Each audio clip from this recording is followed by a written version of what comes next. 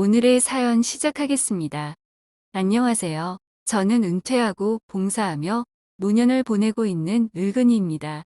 요즘 따라 부쩍 잦은 부고 소식에 소중했던 사람들의 영정사진을 마주할 때마다 제가 살아온 인생을 되돌아보게 되면서 이렇게 사연을 보내게 됐습니다. 저 역시 언제고 세상을 떠날 수 있다 생각하기에 그 전에 치열했던 하지만 많이 부족했던 제 인생의 이야기를 누군가에겐 꼭 하고 싶다는 욕심이 들었거든요. 그럼 부디 저의 이야기를 잘 들어주시길 바라겠습니다.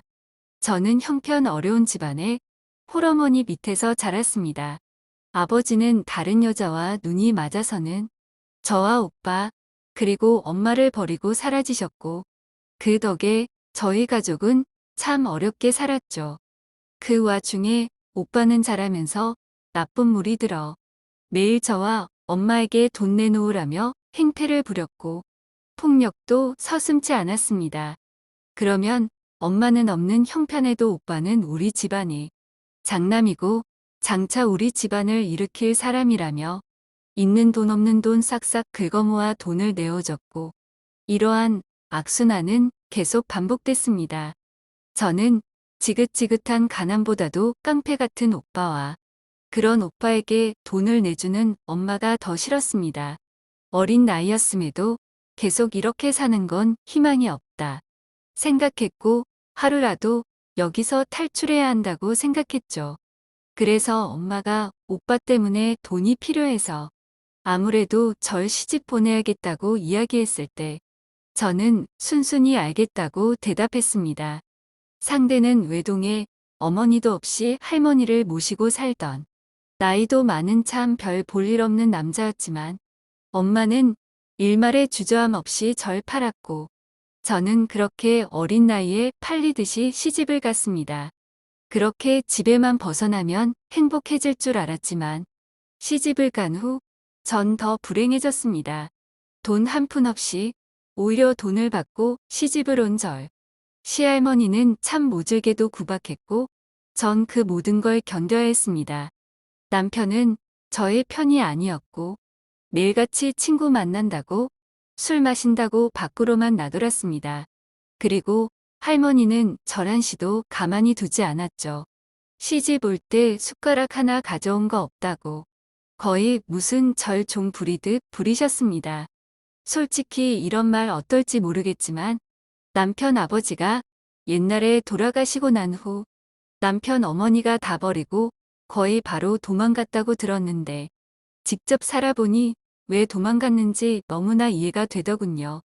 그만큼 시할머니의 시집살이는 정말 장난이 아니었습니다.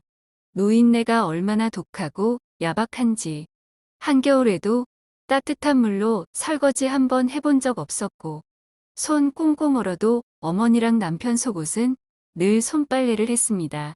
어머니나 남편 둘 다 갓 지은 따뜻한 밥 먹을 때 저는 늘 헌 밥 먹으며 살아야 했습니다.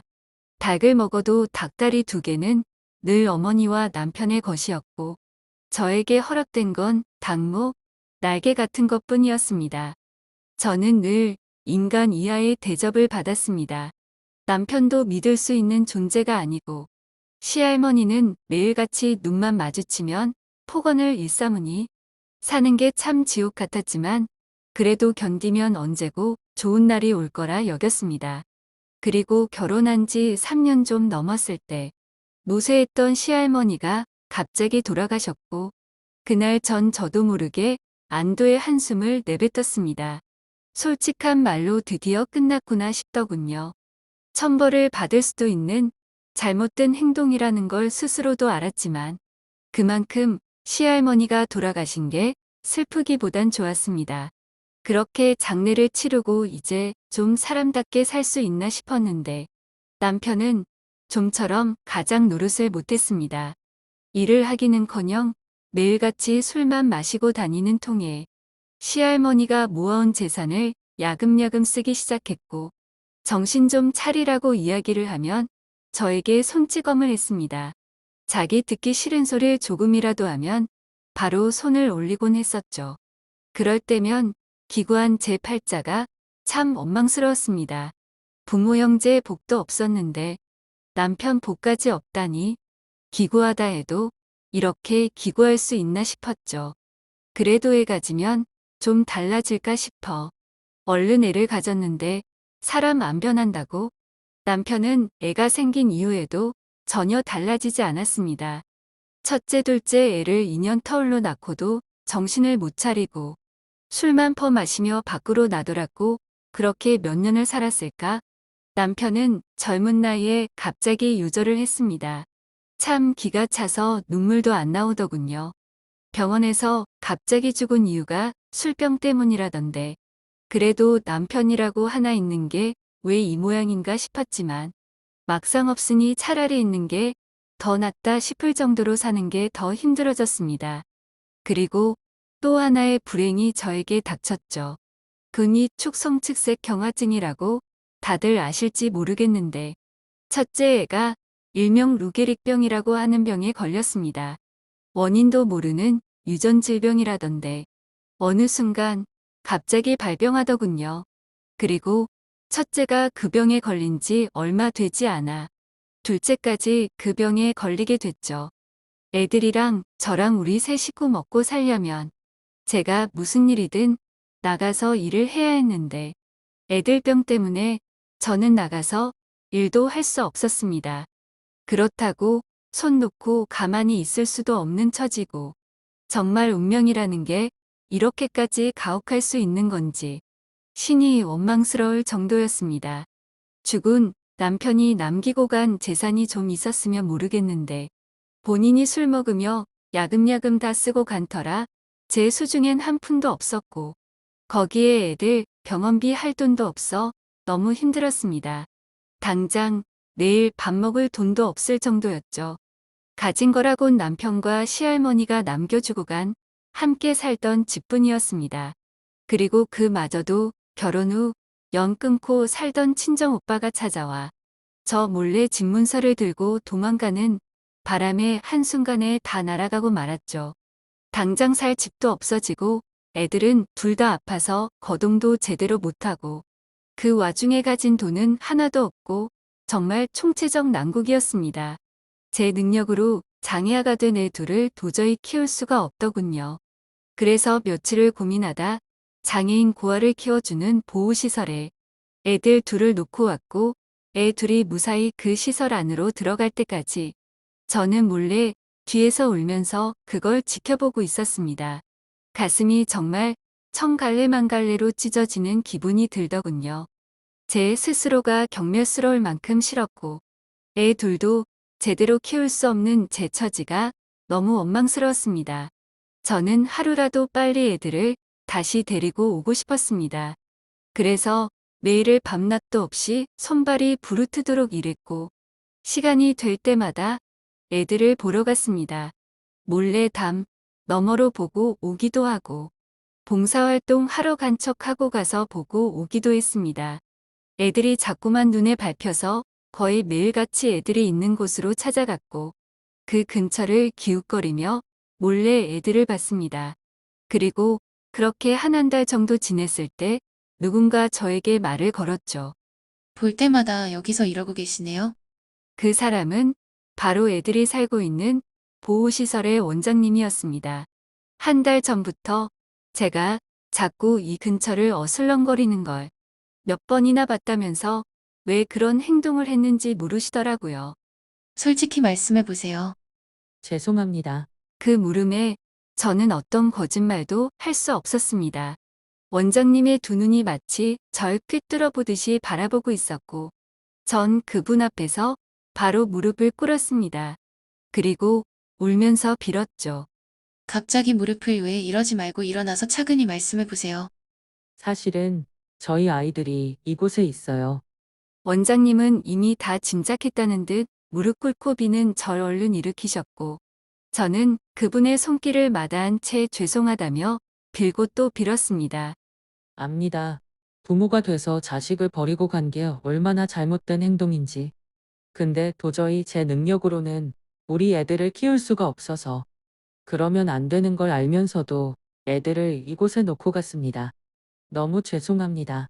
제가 어떻게든 돈 더 많이 벌어서 갖고 올 테니 가끔씩 애들 얼굴만이라도 보고 갈 수 있게 해주세요. 저는 원장님에게 아주 간절하게 빌었고, 원장님은 그런 절 따뜻하게 위로해 줬습니다. 이러지 말고 일어나라면서 어떤 사연이 있는지 좀 들어보자고 하시더라고요. 그래서 우린 긴 시간 제가 살아온 인생에 대해 이야기를 나누게 됐고, 저의 모든 사연을 들은 원장님은 잠시 아무 말이 없었습니다. 그리고 잠깐의 정적 끝에 다시 원장님이 입을 열었죠. 그럼 이렇게 합시다. 요즘 안 그래도 인력이 부족해서 시설에 상주하며 아이들을 돌봐줄 수 있는 보육사를 구하고 있어요. 선생님께서 그 보육사로 들어오시면 어떻겠습니까? 그러면 애들도 보고 살 수 있고 당장 선생님도 지낼 곳이 마땅치 않다고 하셨으니 이곳에서 애들이랑 같이 살게 되면 살 곳도 해결되는 거잖아요. 정말 그래도 되나요? 안 될 거 있나요? 어차피 저희도 사람을 구하고 있었는데요. 선생님은 애들도 있으니 다른 아이들도 다 자신의 아이처럼 잘 돌봐주실 수 있으리라 믿습니다. 원장님은 어차피 일을 할 거면 애들을 돌보며 하는 게 좋지 않겠냐고 물으셨고, 저만 괜찮다면 당장 내일부터라도 일해도 좋다고 말씀하셨습니다. 전 원장님의 갑작스러운 제안에 어안이 벙벙했습니다. 불과 방금 전까지만 하더라도 제 처지가 너무 불행해 힘들었는데 이렇게 생각지도 못한 제안을 받게 되니 너무 기쁘더군요. 세상이 아무리 야박하고 매정하다고 해도 나에게도 이런 말도 안 되는 행운이 찾아오는구나 싶었고, 저에게 그런 제안을 해준 원장님께 너무 감사하고 고마웠습니다. 그래서 전 주저없이 당장 내일이라도 일하겠다고 말씀드렸고, 원장님은 웃으면서 앞으로 잘 부탁한다고 인사를 하곤 들어가셨습니다. 그리고 전 정말 그 다음날부터 애들이 있는 시설에서 일을 하게 됐죠. 애들 키우는 문제, 의식주까지 모두 다 한 방에 해결이 되니 이만한 일이 없다 싶어 너무 행복했습니다. 함께 일하던 사람들은 아무래도 장애가 있는 애들이다 보니 보육하는 게 힘에 부친다고 많이들 관두고 했지만 저는 이 모든 게 너무 좋았습니다. 거기에 기대도 안 했던 월급까지 받으며 일을 하니 제 입장에선 이보다 더 좋은 직장이 없었습니다. 그렇게 원장님과 원장님이 운영하던 시설 덕분에 전 우리 애들을 잘 돌보며 키울 수 있었고, 애들은 둘 다 30을 넘기지 못하고 숨을 거뒀습니다. 장례를 치르는 내내 참 힘들었지만 그럼에도 이만큼 이때까지 아이들을 키울 수 있어 감사했습니다. 애들을 보내고 난 뒤 원장님은 일을 관두고 싶으면 얼마든지 관둬도 상관없다고 말씀하셨지만 전 끝까지 남기로 했습니다. 애들 키우며 이곳이 내 집이다 생각하고 살다 보니 다른 애들도 다 제 자식처럼 느껴져 떠나기가 싫더라고요. 그래서 정년 퇴직할 나이가 될 때까지 일을 했고 평생 이곳에서 일하며 모은 돈은 전부 이 시설에 기부했습니다. 그리고 지금은 은퇴하고 주말마다 봉사활동 나가며 지내고 있죠. 어떻게 희망 한 자락 없던 제 인생이 이렇게까지 올 수 있었는지 지금 생각해도 기적같이 느껴지네요. 비록 원장님은 얼마 전에 생을 마감하셨지만 전 그분의 뜻을 이어받아 이 시설이 계속 몸이 아파 부모에게 버려진 아이들을 잘 돌봐줄 수 있도록 돕고 지키며 살 생각입니다.